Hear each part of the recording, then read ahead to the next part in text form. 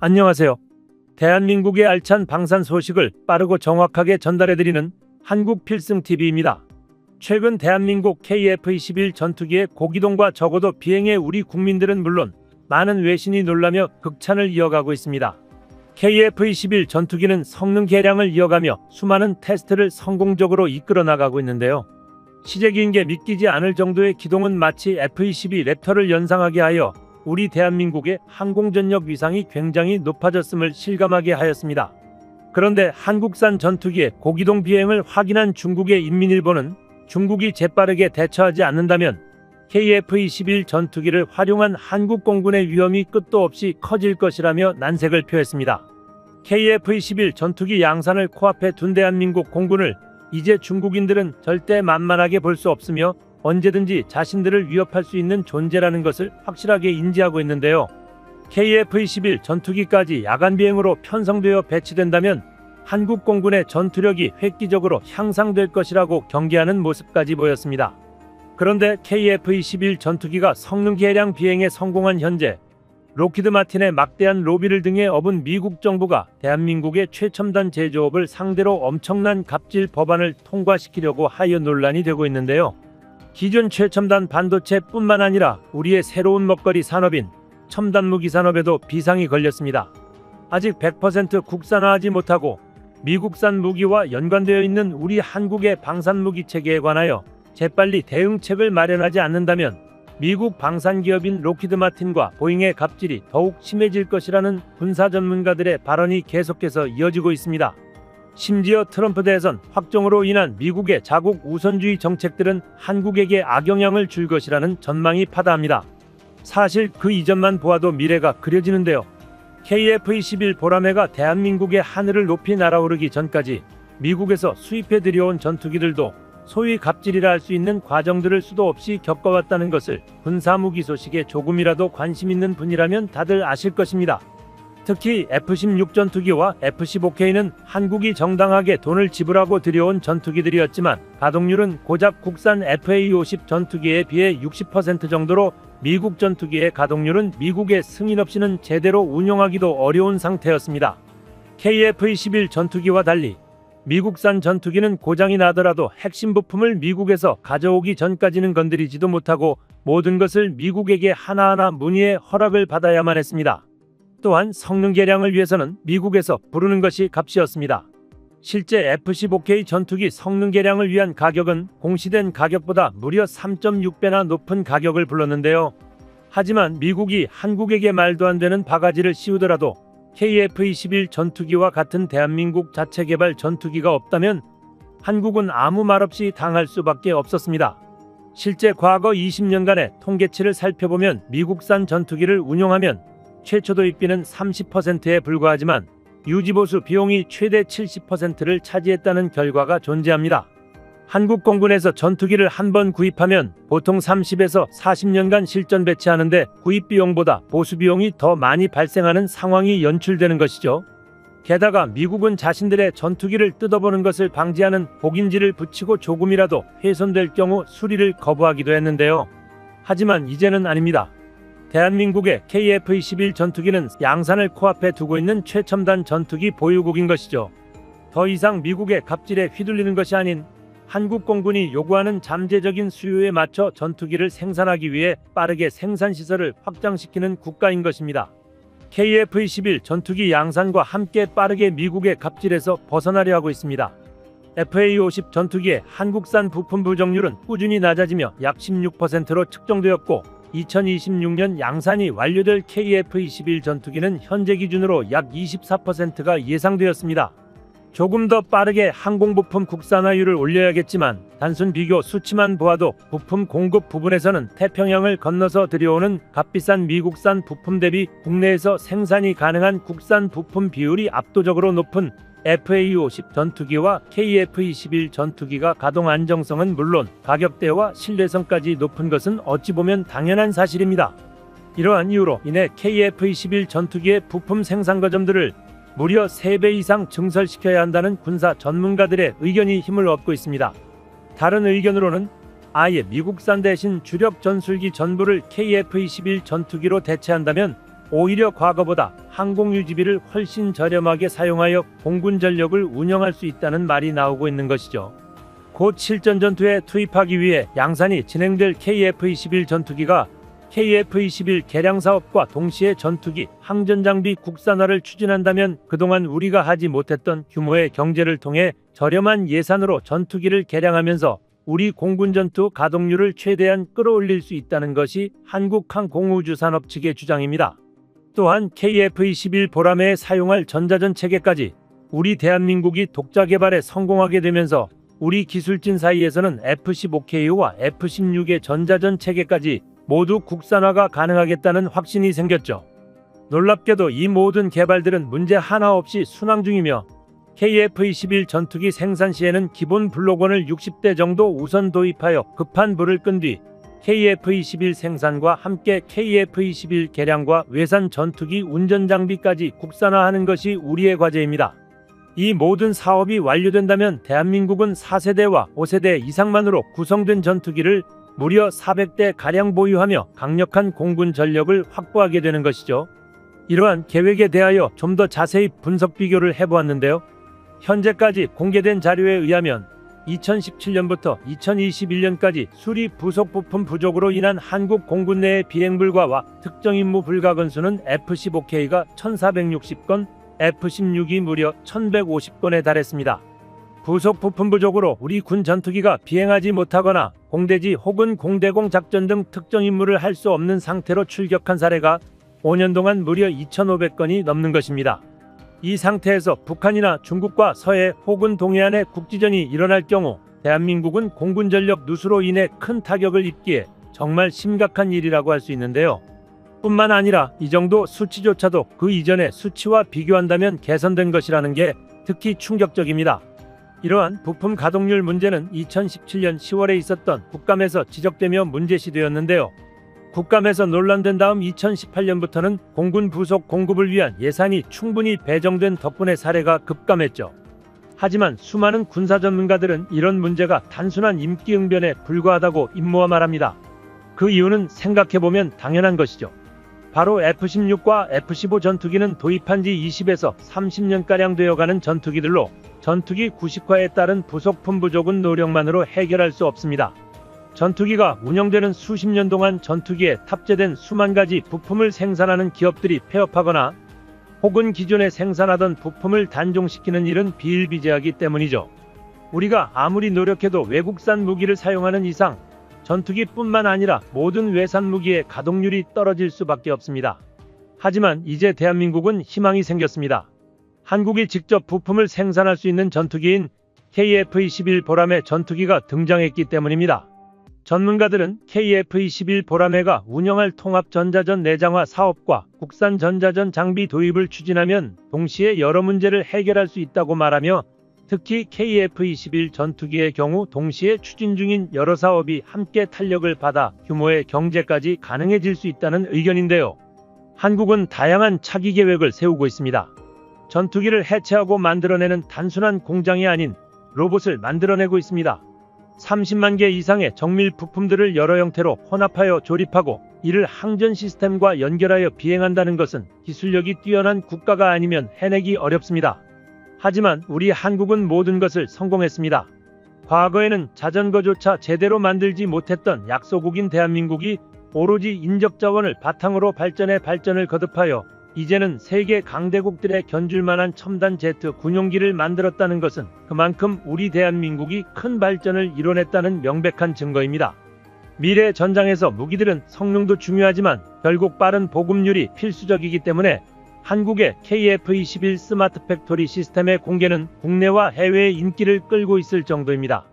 대부분의 작업을 로봇이 수행하기 때문에 안전할 뿐만 아니라 생산 효율도 극대화되는 장점까지 있습니다. 대한민국은 그동안 해왔던 것처럼 효율성을 가장 높이는 선택을 할 것으로 보입니다. 또한 한국산 전투기 국산 엔진 출력까지 공개되며 대한민국의 자주국방은 한 걸음 더 가까워지고 있습니다. 이와 관련된 11월 13일 영상입니다. 최근 대한민국 방산시장의 흐름이 좋습니다. 특히 수많은 방산 무기 국산화가 빠르게 진행되고 있습니다. KF-21 전투기에 탑재될 공대함 미사일 국내 개발은 물론 전자전기 블록원의 개발 주체 변경도 심해 및 의결되면서 국산화의 걸음이 빨라지고 있는데요.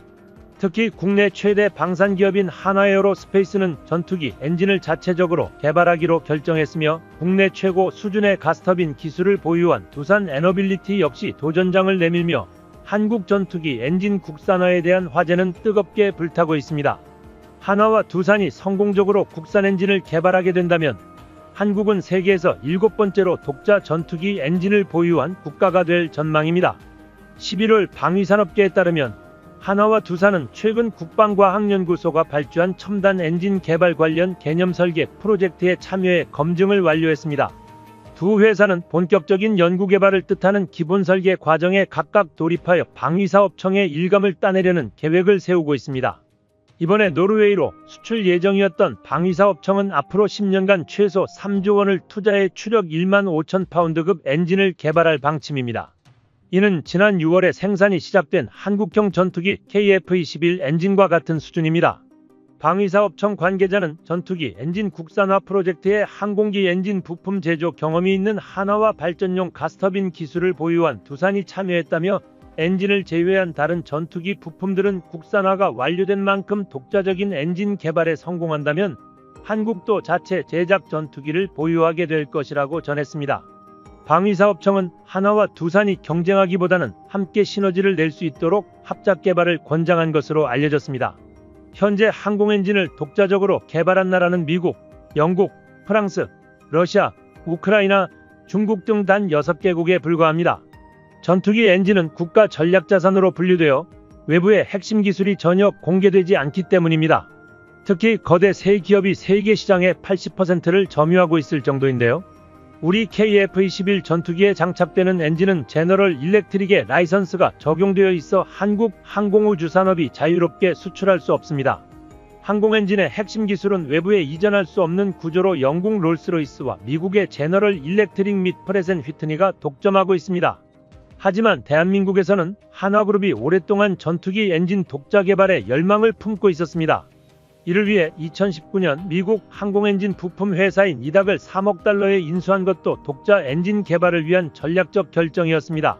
한화는 이닥 인수를 통해 엔진 외형인 고형체 제조 기술과 핵심 부품인 엔진 회전체 제조 역량을 확보했습니다. 하나에어로스페이스 USA 글로벌 엔지니어링 팀장은 회전체 기술 확보로 항공엔진에 필요한 모든 철강 부품을 자체 생산할 수 있게 되었다며 추가로 110개 이상의 미국 항공엔진 부품 제조 네트워크도 구축했다고 밝혔습니다. 업계는 하나가 항공엔진과 관련된 기술을 상당 부분 습득한 만큼 몇몇 부족한 기술만 보완하면 독자 생산이 가능할 것으로 전망하고 있습니다. 한화는 엔진 개발에 박차를 가하기 위해 현재 250명 수준인 연구인력을 2028년까지 800명으로 확대하기로 했습니다.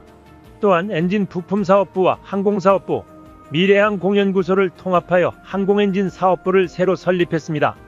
두산 역시 주주총회에서 항공기 엔진 제작을 사업 목적에 추가하는 등 독자 엔진 개발에 주력하고 있습니다. 발전용 가스터빈 제조 기술을 전투기 엔진에 적용할 계획입니다. 두산이 1500도 이상의 초고온에 견디는 냉각과 코팅 기술을 확보한 것도 독자 엔진 개발에 나선 핵심적 이유입니다. 이러한 상황을 따져보아도 대한민국 전투기 엔진 개발은 실현 가능한 과제로 느껴지는데요. 한국은 차근차근 이 과제를 해결하기 위한 단계를 밟고 있습니다. 독자 엔진 기술은 전 세계 단 10개국 많이 보유할 만큼 진입장벽이 높지만 주요 제조사들과 현재 협력을 통해 기술을 축적해 100% 국산화를 이루겠다는 목표입니다. 이러한 말이 허풍이 아니었는지 한화그룹은 실제 성과로 자신들의 목표를 이루겠다는 의지를 증명하고 있는데요. 하나에어로스페이스는 지난 4월 1만 대 생산 기념행사와 함께 F-전투기 엔진 및 6세대 전투기 엔진 개발을 위한 공장 착공식을 진행했습니다. 2025년까지 약 400억 원을 투자해 5천여 평 규모의 새 공장을 완공할 계획을 밝혔으며 당시에도 KF-21 전투기의 목표로 독자적인 제트엔진 개발을 손꼽았습니다. 제트엔진은 22,000파운드 터보팬 엔진을 뛰어넘는 성능을 제공하며 용접사의 저바이패스 비율과 슈퍼크루징, 초음속 기동을 가능하게 하는 첨단 기술을 포함해야 합니다. 현재 국방과학연구소는 KF-21 전투기용 제트엔진과 차세대 순항미사일용 엔진을 동시에 개발하며 무기 연구를 병행하고 있습니다. 한국산 제트 엔진의 한계 온도가 계속해서 높아진다는 성과를 거두었습니다. 현재 한화에어로스페이스가 발표한 국산 제트 엔진의 한계 온도는 2100도에 달합니다. 엔진의 한계 온도가 높아질수록 램제트 엔진의 내구성과 신뢰성이 강화됩니다. 전투기의 램제트 엔진은 실용화 단계에 이르렀으며 이로 인해 세계 군사무기 언론 사이에서 큰 주목을 받고 있습니다. 또한 한국이 KF-21 보라매에 탑재될 엔진 부품 국산화에도 전력을 다하고 있으며 그 성과가 빠르게 나타나고 있다고 평가합니다. 특히 한화에어로스페이스는 항공기 엔진 분야에서 축적된 기술을 기반으로 세계적인 항공엔진 기업들과의 협력과 엔진 부품 국제 공동개발 계약을 체결하며 기술력을 향상시키고 있습니다. 이로 인해 한국 항공엔진 산업은 단순 하청을 넘어 고부가 가치 제품을 공급하는 글로벌 엔진 제조국으로 성장하고 있습니다. 현 상황을 보았을 때 KF-21 전투기의 제트기 터빈 기술을 기반으로 빠르면 2030년까지 100% 국산화를 목표로 하고 있으며 현재 엔진 국산화 비율은 약 43%에 도달한 상태입니다. 하지만 국산화 과정은 상업용을 배치하는 것이기 때문에 실제 개발은 훨씬 앞당겨질 수 있습니다. 개발 연구와 상업용은 다릅니다. 한국이 엔진 국산화 제품을 만들었다고 하더라도 실제로 탑재하기 어려울 정도로 비용이 높다면 개발이라 할 수 없습니다. 어느 정도 엔진 개발이 완료되었더라도 실제 상용화하기까지가 매우 오랜 기간이 걸리는 것이 바로 비용 문제 때문입니다. 그렇기에 2030년까지 엔진 국산화라는 것은 어느 정도 미리 테스트용 엔진이 개발된 뒤 약 몇 년의 과정을 걸쳐서 상업화를 시키는 과정으로 보시면 됩니다. 이 말인 즉슨 이미 국산 엔진 개발이 완료되었을 수도 있다는 것인데요.